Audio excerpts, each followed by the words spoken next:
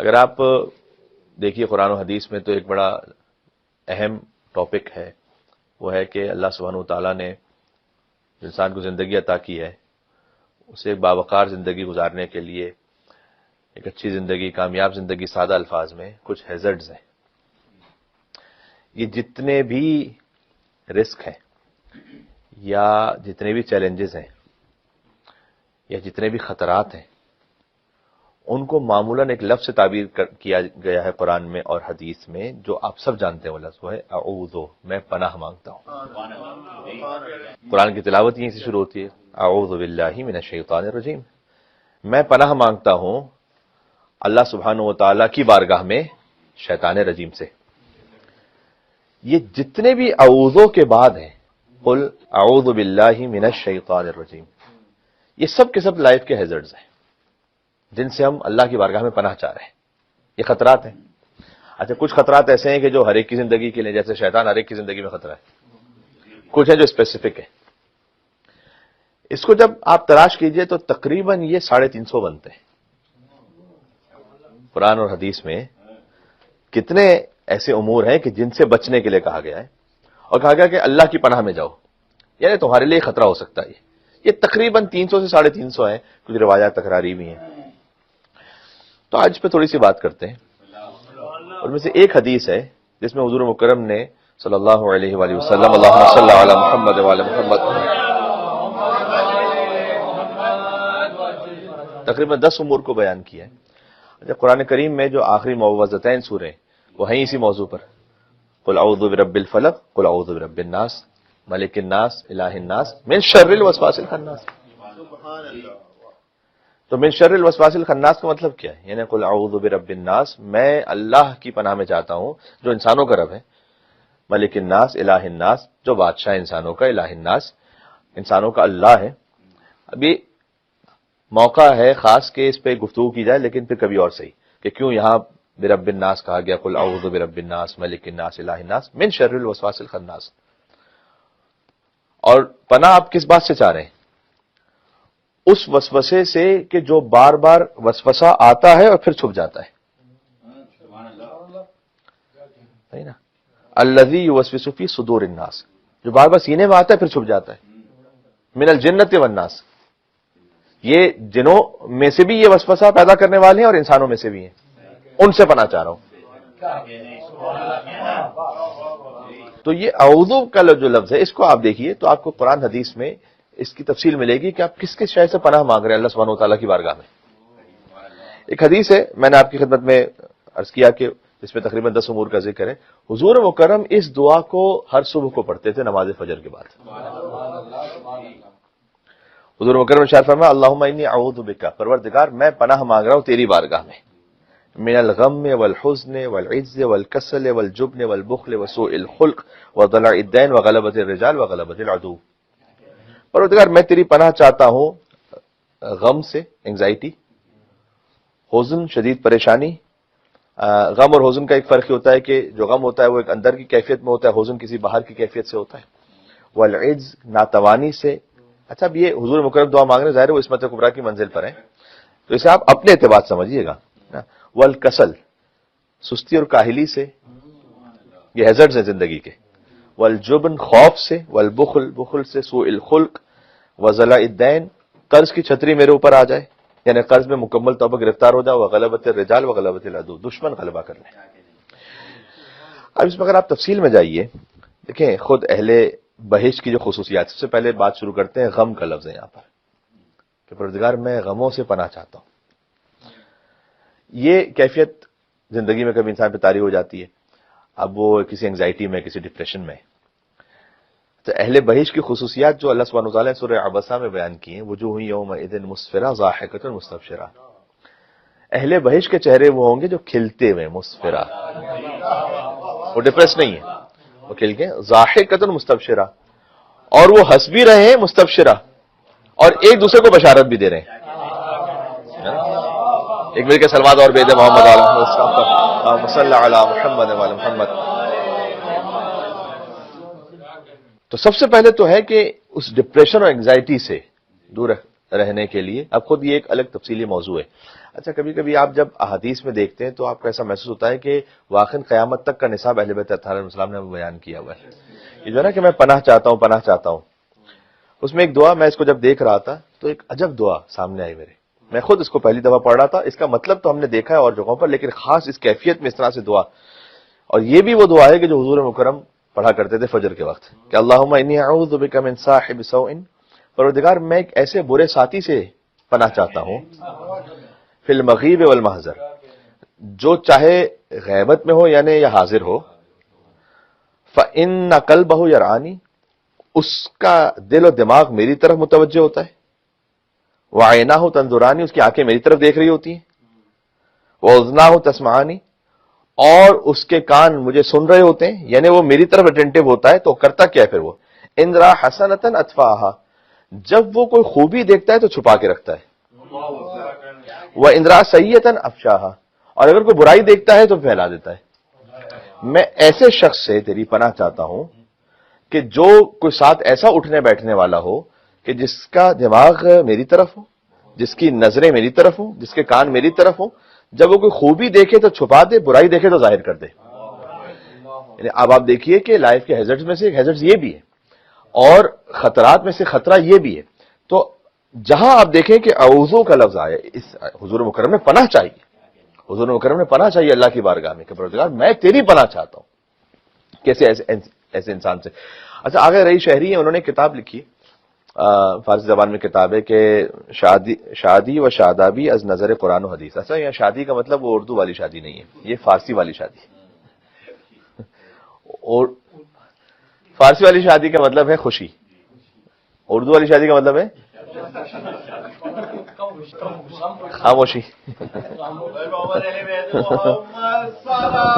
اللہم صلی علی محمد وعلی محمد.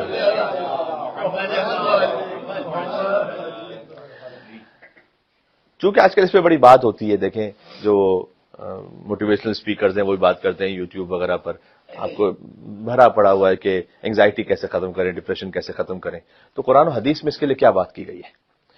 تو انہوں نے اس پہ پوری کتاب لکھی کہ خوشی اور تراوت قرآن و حدیث کی روشنی میں. تو اس میں انہوں نے مثلا ان غذاؤں کو لکھا ہے کہ جس غذا سے آپ کو خوشی محسوس ہوتی ہے، ان افکار کو لکھا ہے، اس لباس کو لکھا ہے. یہ حدیث میں آیا ہے سارا. کچھ غذائیں ایسی ہیں، مثال کے طور پر میں آپ کے سامنے ایک حدیث پڑھوں، ثلاث یفرح بہن ویربو، تین چیزیں ایسی ہیں کہ جس سے آپ کو خوشی محسوس ہوگی اور آپ کی روح میں گروتھ ہوگی، اچھا لگے گا. یہ حضور مکرم نے فرمایا ہے اور بہت سادہ سی بات ہے. فرمایا الطیب، سب سے پہلے ہے کہ خوشبو کا استعمال کرنا.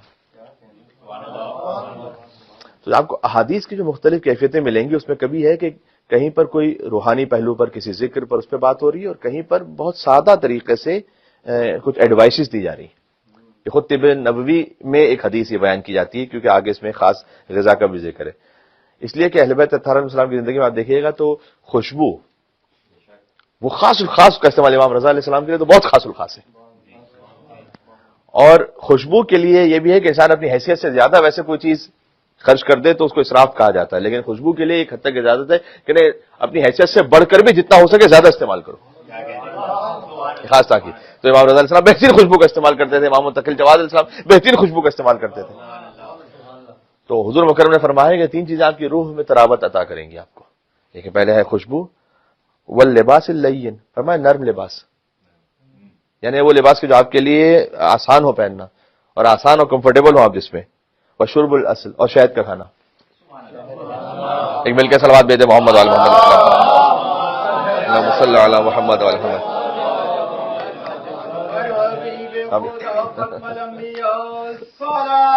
اللہم صلی علی محمد وعلی محمد. اب وہ منو کا ہنی بھی ہو 100 یا 200 پاور کا تو اور اچھی بات ہے، پھر وہ نور لنا نور ہے. اچھا اس طرح سے شیخ صدوق رحمۃ اللہ علیہ نے کتاب الخصال میں حدیث لکھی. ایک صاحب تھے وہ اپنے گھر میں سوئمنگ پول بنانا چاہ رہے تو بہترین سوئمنگ پول بنایا. تو انہوں نے ایک عالم دین سے پوچھا کہ میں نے سوئمنگ پول بنایا، وہ مذہبی تھے ساتھ میں، تو کہا کہ میں اس پہ کوئی حدیث لکھنا چاہتا ہوں اوپر. تو میں اس مقام پہ کوئی حدیث بڑی سی لکھنا چاہتا ہوں لیکن جو اس سے مناسبت رکھے. تو کہتے ہیں کہ میں نے کچھ دیکھا تو مجھے ایک حدیث ملی، شیخ صدوق نے کتاب الخصال میں جلد نمبر 2 میں اس حدیث کو لکھا ہوا ہے.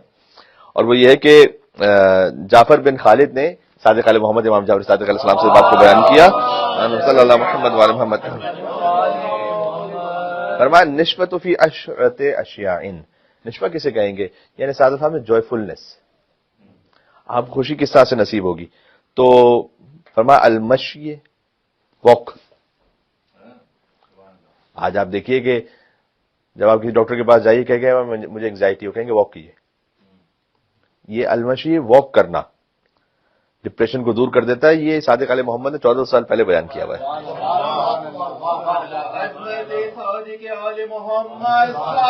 چلے اللہم صلی علی محمد وعلی محمد.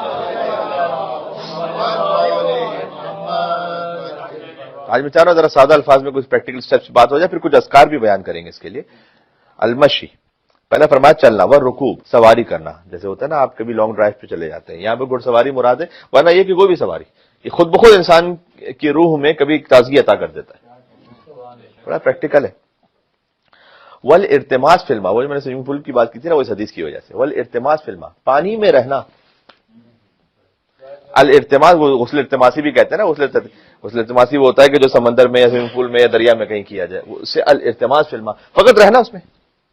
یہ انسان کو شادابی اور تراوت عطا کرتا ہے. اب کتنے ایسے لوگ ہیں کہ جو اپنے اسی روٹین کے ذریعے سے وہ اپنے آپ کو ہیلدی بھی رکھتے ہیں.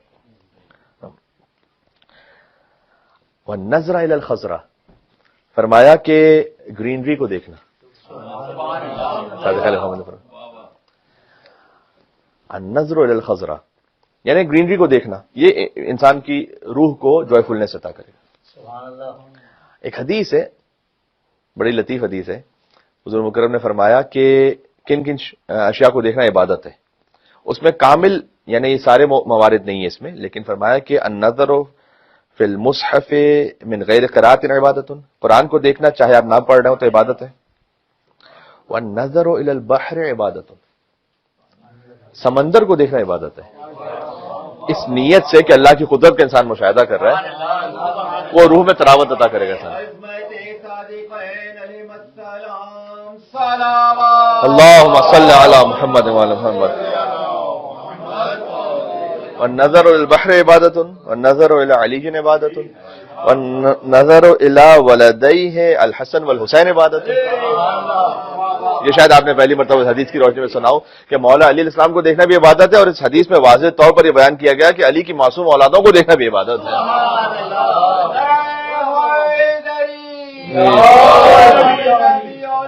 سبحان اللہ. اللہم صلی علی محمد وعلی محمد. اور آخر مورد اس حدیث میں بیان کیا والنظر الی العالم عبادت، عالم کو دیکھنا عبادت ہے. تو جیسے گرینری کو دیکھنا یہاں پر امام اسلام نے فرمایا کہ تمہیں تراوت عطا کرے گا، ویسے سمندر کو دیکھنا عبادت ہے مثلا. والاکل والشرب، حلال کھانا حلال پینا، کوئی آپ اچھی غذا کھائیں، امام نے فرمایا کہ تمہیں خوشی عطا کرے گا. اچھا اس کے بعد کہ کچھ امور ایسے ہیں کہ جو کچھ شرائط کے ساتھ ہیں وہ انڈرسٹوڈ ہیں. والنظر الی المرأۃ الحسنہ، خوبصورت خاتون کو دیکھنا جو حلال ہو. یہ میں نے وضاحت کے لیے اضافہ کر دیا. اس کے بعد ایک اور بات ہے، ظاہر ہے کہ حلال جنسی تعلق، وہ امام اسلام نے اس کو بیان فرمایا، میں اس حدیث کو اور تفصیل میں نہیں جاؤں گا. وہ سواک، حتیٰ یہ کہ آپ دیکھیں کتنی سادہ سی بات کہی ہے، سواک، برش کرنا، مسواک کرنا. ومحادثۃ الرجال، یہ وہ ہے کہ جو سوشل میڈیا کے آنے کے بعد شاید چونکہ ہم ورچوئل ورلڈ میں زیادہ جا چکے تو یہ کم ہو چکا. محادثۃ الرجال، لوگوں کا آپس میں بیٹھ کر کو حلال گفتگو کرنا، یہ تمہیں تراوت عطا کرے گا. کتنی مرتبہ ایسا ہوتا ہے کہ آپ ساتھ بیٹھ جائیے اپنے کوئی اچھے مومن دوستوں کے ساتھ، تو آپ کے ذہن میں جو ٹینشن ہے وہ ختم ہو جاتی، انگزائٹی ختم ہو جاتی. حضور مکرم کیا دعا کیا کرتے تھے ہر صبح کو؟ پروردگار سب سے پہلے تو مجھے پناہ میں لے لے اپنی غم سے. تو غم کے مقابل میں کون سی شے ہے کہ جو آپ کو سکون عطا کرے؟ یہ میں نے آپ کے سامنے کچھ مورد درج کر دیے. اور سامنے چونکہ ہمارے محترم بھائی تشریف فرمائے تو انہیں دیکھ کر حدیث یاد آ گئی کہ امام رضا علیہ السلام کی زیارت غم کو دور کر دیتی ہے، حدیث میں آیا ہے. خاص امام رضا علیہ السلام کی زیارت کرنا.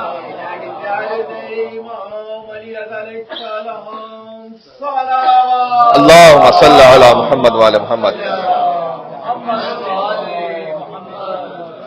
ما زارها مکروب الا نفس اللہ کربتہ، حدیث میں کوئی غم زدہ زیارت نہیں کرے گا امام رضا علیہ السلام کی مگر یہ کہ اللہ اس کے غم کو دور کر دے گا.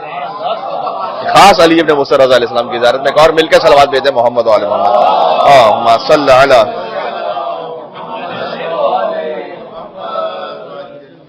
اچھا اس انگزائٹی اور غم کی کیفیت میں ایک بات اور بھی ہے کہ انسان کبھی اس میں بہت زیادہ مبتلا ہو جائے تو جزا و فضا کرنا اس کی اس سچویشن کو چینج نہیں کرتا، فائدہ نہیں ہوتا اس میں.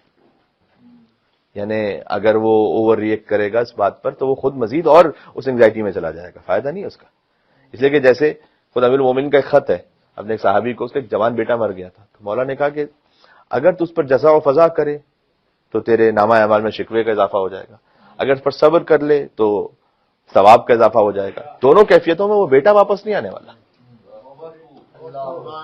یعنی اس کی مثال ایسی ہے کہ کبھی آپ فرض کیجئے ویسٹ گیٹ برج پر آپ کسی ٹریفک میں پھنسے ہوئے، نہ آگے جانے کا راستہ نہ پیچھے جانے کا راستہ، اس وقت آپ شور مچاتے رہے، ہارن دیتے رہے، تب بھی کوئی فائدہ نہیں. اور صابر شاکر بن کے وہیں پہ بیٹھے رہے تب بھی کوئی فائدہ نہیں. وہی بات ہے نا. تو کبھی زندگی میں کسی ایک ایسے مرحلے پر آپ آ جاتے ہیں کہ آپ جزا و فضا بھی کرتے رہیں، نہیں تو وہ حالت بہرحال اللہ تعالیٰ نے آپ کو اس مقام سے گزارنا ہے، اس کا ایک وقت ہے. تو آپ کی مرضی ہے کہ آپ خدا کی بارگاہ میں صبر شکیبائی کے ساتھ اسے گزار دیں یا زیادہ فریاد کر کے ساتھ اسے گزار دیں. اللہم صلی علی محمد وعلی محمد.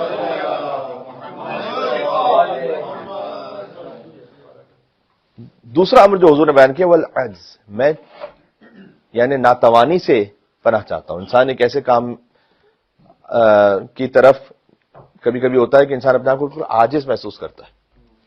اچھا عاجز کون ہے؟ عاجز وہ ہے کہ سب سے بڑا عاجز کون ہے؟ سب سے بڑا ناتوان کمزور کون ہے؟ کمزور وہ نہیں کہ جو پتھر نہ اٹھا سکے. حضور نے فرمایا کہ سب سے بڑا کمزور انسان وہ ہے کہ جو اپنے اندر سے کسی عیب کو دور نہ کر سکے. وہ اصلاح کی طاقت رکھتا ہے دور نہ کر سکے. تو یہ ایک کیفیت کبھی آ جاتی ہے. آپ دیکھیں میں کیا عرض کروں، بعض لوگ ایسے بھی چونکہ اپنے امور میں گفتگو کرتے ہیں علماء سے، تو کبھی کوئی انسان فجر پر اٹھتا بھی ہے، وہ بستر پر وہ لیٹا بھی رہتا ہے، نماز نہیں پڑھا فجر کی. یہ نہیں رہا کہ اٹھ نہیں رہا، اٹھ بھی رہا ہے پھر بھی نماز نہیں پڑھا. یہ عاجز ہے، ناتوان ہے. کبھی آپ آدھا گھنٹہ کسی کے ساتھ گفتگو کر لیں، وہ کہتے ہیں یار نہیں میں نہیں کر سکتا، شروع سے کہتے ہیں میں نہیں کر سکتا. اچھا بھائی آپ رات کو وضو کر کے سوئیں، یار دل نہیں کر رہا.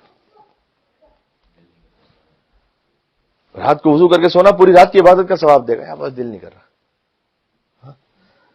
3 دفعہ قل اللہ احد پڑھیے، پورے قرآن کا ثواب ہے. وہ آیت اللہ مجتہدی پر اللہ تعالیٰ رحمت نازل فرما کہتے تھے کہ گویا اللہ تعالیٰ نے ثواب جو ہے نا وہ بکھرا کے رکھا ہوا، کوئی سمیٹنے والا ہو، کوئی حاصل کرنے والا ہو. ایک مل کے صلوات اور بھیجیں محمد علیہ محمد صلی اللہ علیہ محمد.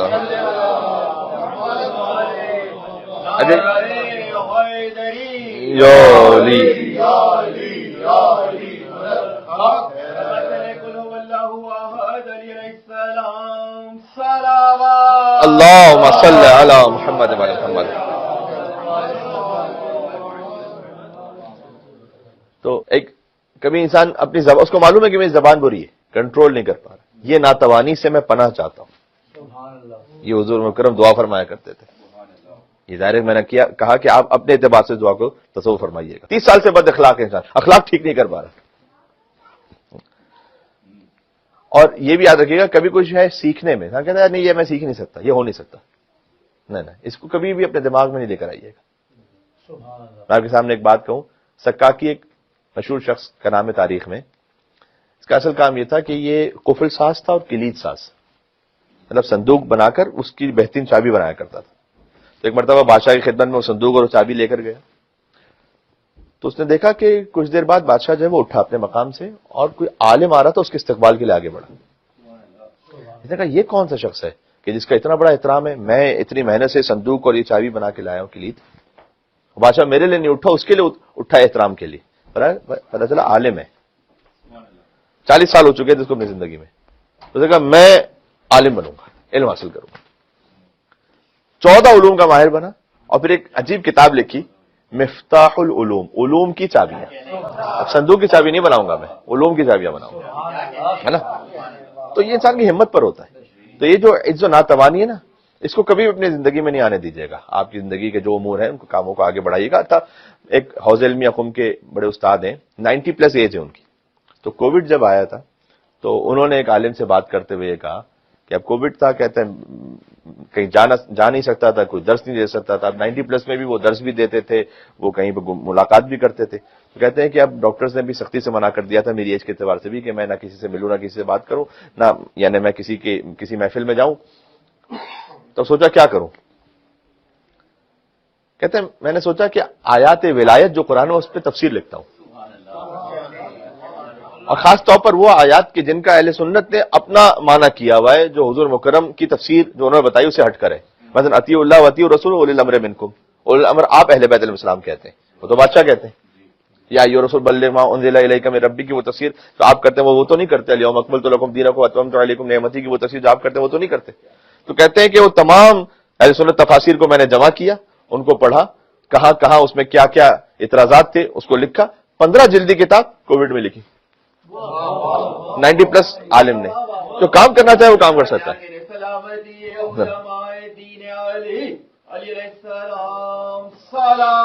اللہم صلی علی محمد وعلی محمد.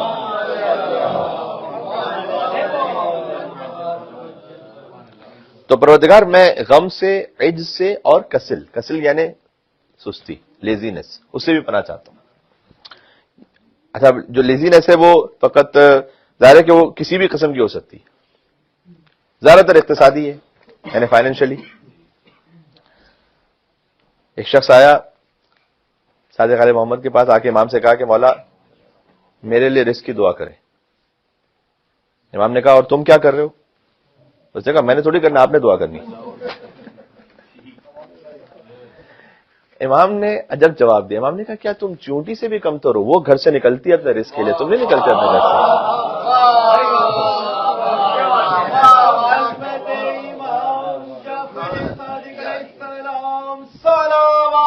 اللہم صلی علی محمد وعلی محمد.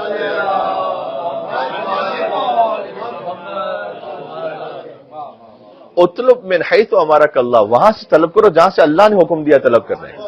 یعنی جاؤ اپنے گھر سے نکلو. انہوں نے فرمایا کہ جوڑی بھی اس وقت اسے رزق ملتا ہے جب وہ حرکت کرتی ہے. تو اس لیے یہ دونوں آپ ساتھ ملا لیجئے، عجز اور کسل یعنی ناتوانی اور سستی، یہ کبھی ساتھ میں مل جاتا ہے اور یہ بڑا خطرناک ہے. میں نے کہا کہ ہیزرڈز کیا ہے لائف کے، ان میں سے ایک ہی ہے. اس میں کبھی بھی کیسے بھی معاملات آ جائیں. دیکھیں کوفہ کا ایک تاجر تھا اور شدید نقصان کے بعد آپ گویا ڈیفالٹ کر کے، آج کی زبان میں آپ کو سادہ خلاصہ بتا دوں، کبھی بھی کس کیفیت میں آپ گزرے ہمت نہ ہارے. کیونکہ اگر آپ نے ہمت ہار دی تو اس کے بعد جو آگے راستہ اللہ سبحانہ وتعالیٰ نے رکھا ہے نا وہ بھی نہیں چل پائیں گے. اس لیے کہ کچھ راستے ایسے ہوتے ہیں، کچھ توفیقات اس صورت میں ملتی ہیں کہ بشرطہا و شروطہا. تو آیا کوفہ سے مدینہ امام کے پاس، نے کہا کہ مولا میرے پاس کچھ بھی نہیں بچا، سب ختم ہو گئے. امام نے کہا کہ ہمت نہیں ہارو، جاؤ واپس صلی رکعتین، 2 رکعت نماز پڑھو، واجلس فی الحانوت، جا کے دکان پہ بیٹھو. میں نے کہا مولا دکان میں کچھ ہے ہی نہیں بیچنے کے لیے، کیا بیٹھوں گا؟ امام نے کہا جا کے بیٹھو. جو قرض خواہ ہے کم سے کم اسے اتنا تو پتا چلے کہ تم فرار ہو کے بھاگ نہیں گئے، بیٹھے ہو. ہمت دکھاؤ کچھ. کہتے ہیں میں نے امام کے حکم پر عمل کیا، کوفہ پہنچا، 2 رکعت نماز پڑھی، حضرت رزق کی دعا کی، اس کے بعد دکان پہ جا کے بیٹھ گیا. اب کچھ بھی نہیں بیچنے کے. دیکھا کہ ایک شخص گزر رہا ہے تھوڑی دیر بعد، اس کے بعد بہت سارے لباس ہیں، پارچے ہیں، کپڑے بیچنے کے لیے، لیکن کچھ جگہ نہیں کہ کہیں رکھ سکے. اس نے کہا دیکھو تمہارے پاس جنس ہے، جگہ نہیں، میرے پاس جگہ ہے، جنس نہیں ہے. ایسا کرتے ہیں پارٹنرشپ کر لیتے ہیں، آ جاؤ. اللہ سبب بنائے گا، ہمت تو کرو، اللہ راستہ بنائے گا، ہمت نہ ہارو. سبحان اللہ. اس کے بعد میں چونکہ حدیث کو مکمل کروں ورنہ گفتگو تو بہت زیادہ ہو سکتی ہے. پروردگار میں پناہ چاہتا ہوں من الغم والحزن والعجز والکسل والبخل، بخل سے پناہ چاہتا ہوں. پھر آج پوری گفتگو صادق علیہ محمد کے گرد گھوم رہی ہے گویا. امام علیہ السلام کا ایک چاہنے والا ہے، ابو قرہ اس کا نام ہے. کہتا ہے میں نے دیکھا امام طواف کر رہے ہیں تو میں امام کے بالکل پیچھے پیچھے چلتا رہا کہ دیکھوں امام کون سی دعا پڑھ رہے ہیں. اچھا معمولاً جب طواف میں جب جاتے ہیں نا مومنین تو ان کی خواہش ویسے ہوتی ہے کہ وہ پوری مفاصل جنان پڑھ لیں، شروع سے آخر تک کچھ نہ کچھ پڑھتے رہیں. اچھا دعا کی کثرت کبھی اہم نہیں ہوتی، دعا کی حالت اہم ہوتی ہے، کس حال میں آپ دعا پڑھ رہے ہیں. بہت زیادہ ذکر کر رہے ہیں لیکن اس میں وہ حال ہی نہیں ہے. اس نے کہا کہ میں امام کے پیچھے چلتا رہا. امام علیہ السلام ایک ہی دعا کرے، اللہم قنی شح نفسی، پروردگار میرے نفس کو بخل سے نجات دے، میرے نفس کو بخل سے نجات. ساتھی چکروں میں ایک ہی دعا پڑھنے. جب طواف پورا ہوا میں نے کہا کہ مولا آپ نے تو اس کے علاوہ کوئی دعا ہی نہیں کی، یہ بس یہی ایک دعا کرتے رہے. امام نے کہا کیا اس سے بڑھ کے بھی کوئی دعا ہو سکتی ہے کہ اللہ سبحانہ و تعالیٰ نے سورہ تغابن میں یہ کہا ہے. یاد رکھیے گا آپ امام سے کوئی سوال کریں گے تو امام کو قرآن سے جواب دیں گے کہ امام یہ کام کیوں کر رہے تھے. کہ اللہ سبحانہ و تعالیٰ نے سورہ تغابن میں کہا ہے کہ وَمَن يُوقَ شُحَّ نَفْسِهِ، جو اپنے نفس کو بخل سے بچا لے فَأُولَٰئِکَ هُمُ الْمُفْلِحُونَ، یہی فلاح پانے والا ہے. نفس کا بخل بھی، نفس کا بخل کبھی مال میں ہوتا ہے، کبھی نفس کا بخل زبان سے ہوتا ہے. آپ زبان سے شے کہہ سکتے ہیں کسی کے حق میں، کسی کی غیبت کو ختم کرنے کے لیے، کسی معاملے کو سلجھانے کے لیے، نہیں کہتے، یہ زبان کا بخل ہے. کبھی آپ اپنی آبرو کو استعمال کر سکتے ہیں، اللہ تعالیٰ نے جو آپ کو عزت مقام کہیں پہ کچھ عطا کیا ہے کسی معاملے کے لیے، آپ وہ استعمال نہیں کرتے. کبھی علمی بخل ہوتا ہے. آگے کراتی ایک واقعہ بیان کرتے ہیں، کہتے ہیں کہ وہ خود بھی عالم دین ہے اور وہ ایران کے نیشنل چینل پر، اب تو ان کی طبیعت کافی ناساز ہو گئی ہے ورنہ وہ سال ہر سال تک شب جمعہ درس دیتے رہے. تو کہتے ہیں کہ میں نے دیکھا کہ عالم دین کے پاس میں گیا تو ان کی ڈائری تھی بڑی بہترین، بہت اچھے نوٹس میں بنے ہوئے تھے، بہت اچھے نکات تھے. تو میں نے ان سے کہا کہ میں کیا اس کو استعمال کر سکتا ہوں؟ انہوں نے کہا دیکھو پڑھ سکتے ہو لیکن اس کو کہیں نوٹ نہیں کر سکتے، کسی اور کو سنا نہیں سکتے، کہیں اور لکھ نہیں سکتے. انہوں نے واپس کر دیا بھائی جب میں کچھ کر ہی نہیں سکتا تو فائدہ کیا ہوا اس کا. تو کبھی علمی بخل ہوتا ہے انسان کا کہ جو میں نے کیا بس اس کے بعد میرے نام سے ہوگا اور کسی کے نام سے نہیں ہوگا. حضور مکرم نے کہا پروردگار میں پناہ چاہتا ہوں نفس کے بخل سے. عجیب حدیث ہے، حضور ہی کا فرمان ہے کہ البخیل بعید من اللہ، بعید من الناس، بعید من الجنہ، قریب من النار. بخیل جو ہے وہ اللہ سے دور ہے، لوگوں سے دور ہے، جنت سے دور ہے، جہنم سے قریب ہے. السخی قریب من اللہ، قریب من الناس، قریب من الجنہ، بعید من النار. سخی اللہ سے قریب ہے، لوگوں سے قریب ہے، جنت سے قریب ہے، جہنم سے دور ہے.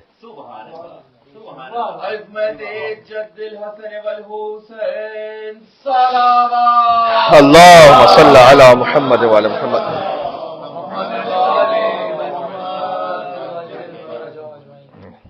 والجبن، آگے حضور نے فرمایا کہ میں خوف سے پروردگار تیری پناہ چاہتا ہوں. ایک ہے خوف خدا جو معصیت سے انسان کو روک لے، وہ خوف اچھا ہے.